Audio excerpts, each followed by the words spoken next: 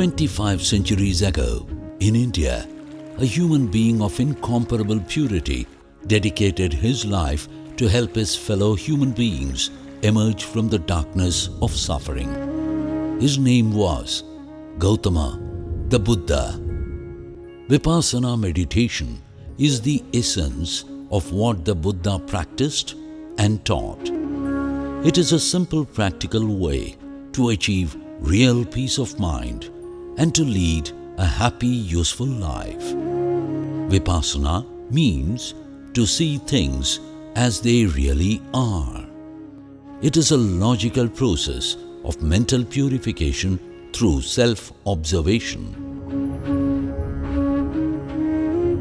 Vipassana does not encourage people to withdraw from the society. Rather, it strengthens them to face all the ups and downs of life in a calm and balanced way. It helps to be aware and balanced every moment. The practice of Vipassana, which liberates one from all miseries, is not new to India.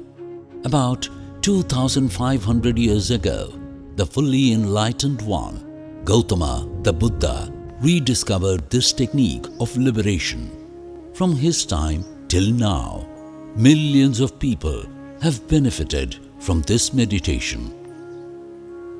The theory and practice of pure Dhamma lost to India over the centuries, but carefully preserved in Myanmar by a chain of students and teachers, has returned to India, the land of the Buddha.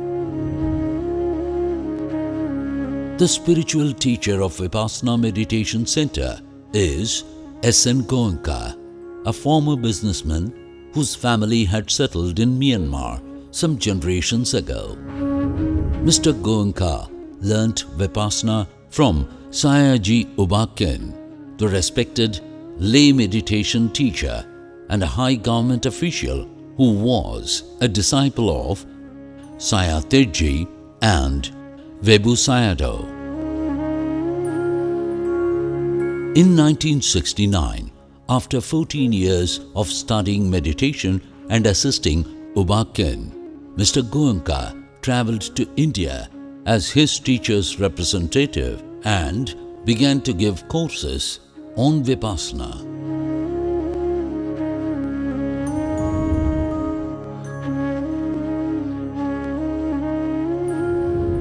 To learn Vipassana, it is necessary to take a 10-day residential course under the guidance of a qualified teacher. During the retreat, students remain within the course site, having no contact with the outside world whatsoever. Reading, writing, and all religious practices are suspended for that particular duration. Students follow a demanding daily schedule which includes about 10 hours of sitting in meditation. They also observe silence, not communicating with fellow students. However, they are free to discuss meditation questions with the teacher and material problems with the management.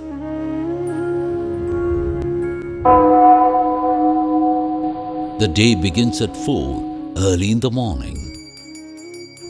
At 4:30 a.m., many students meditate in the hall where the chanting tape is played. Breakfast is served at 6:30, followed by a group meditation in the hall and instructions from the teacher. Individual meditation then continues and the teacher checks the students on their progress. Lunch is served at 11 o'clock. Simple, nutritious vegetarian food is provided at the center to suit both Asian and Western tastes. After lunch, a break in the middle of the day gives meditators an opportunity to rest for a while, wash their clothes, and taking walks within the campus.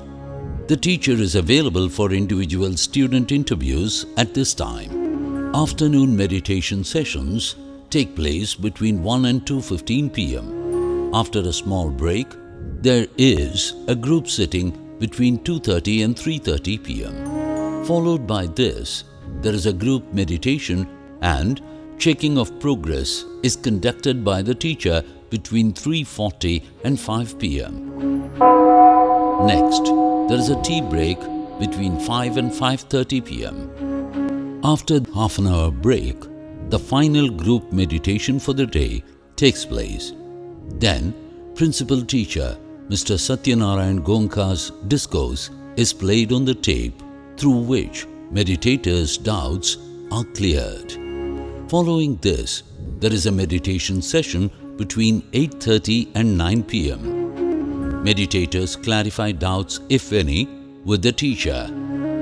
Lights are switched off at 9:30 p.m. when meditators are required to go to sleep. To learn Vipassana, there are 3 important steps.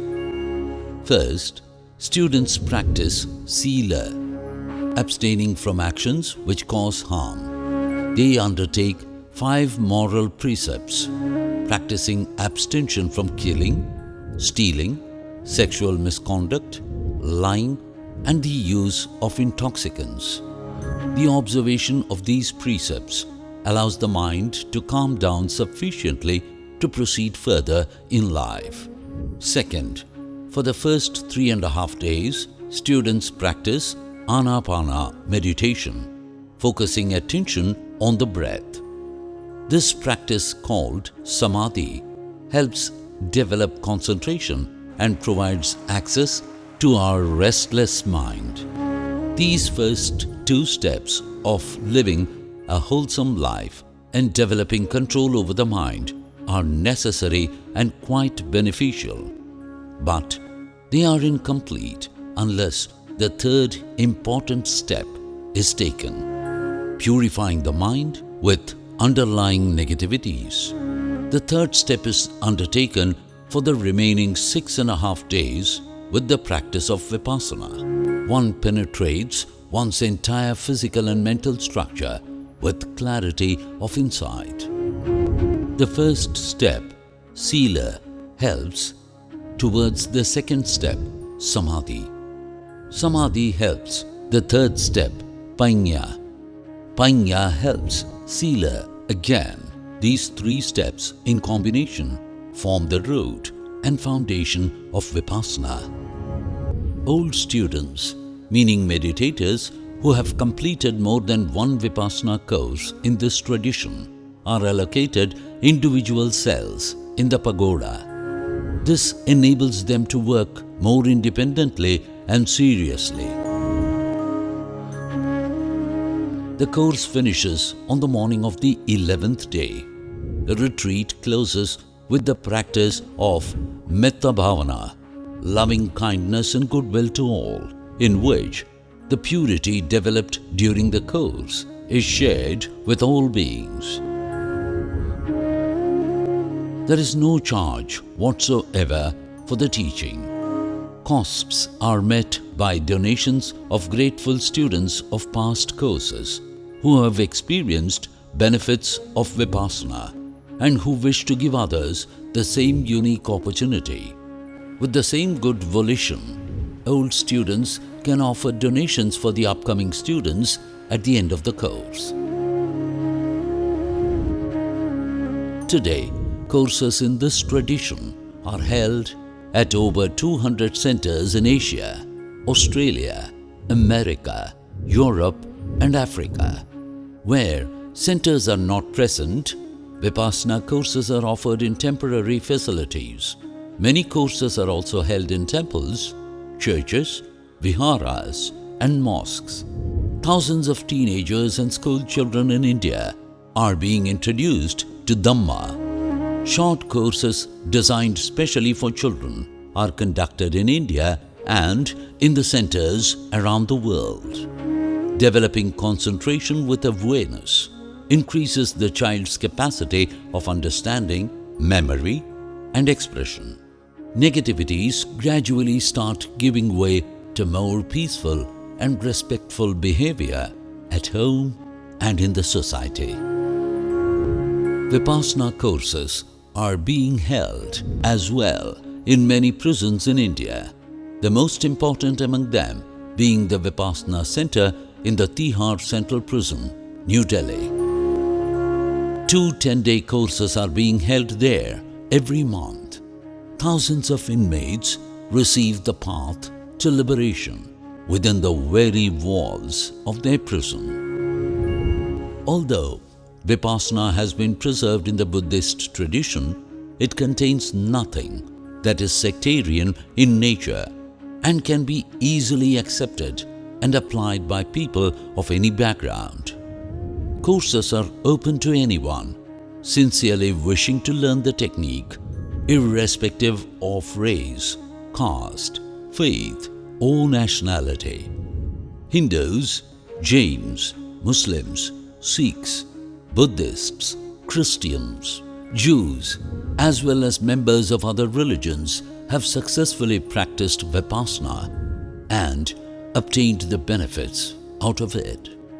Also, thousands of Hindu sannyasis, sannyasinis, Christian priests and nuns, Jain monks and nuns, Buddhist monks and nuns, as well as leaders of other religious faiths have participated in Vipassana courses. Suffering arising out of greed, hatred, and ignorance is a universal condition facing all humanity. The way beyond suffering is likewise universal. More and more people in every walk of life are experiencing the tangible benefits of Vipassana meditation. Let us explore and experience bliss through Vipassana. May all beings be happy. May all beings be joyful.